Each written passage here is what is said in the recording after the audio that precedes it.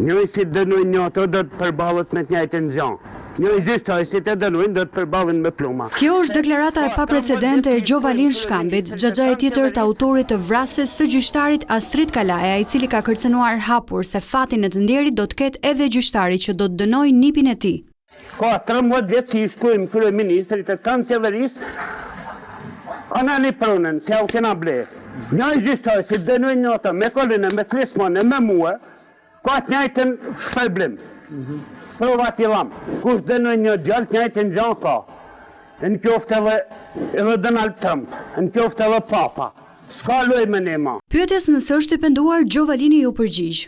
Familjes të ndjerit gjyqtarës. Po.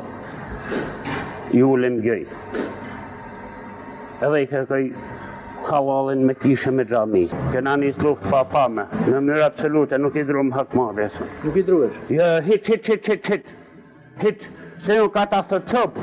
Kush dënojnë e djallë, gjykot me plumën, sa zyzit më 105.000 mi prapë.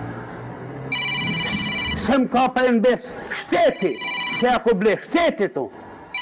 S'ka gjyqtari si e dëno.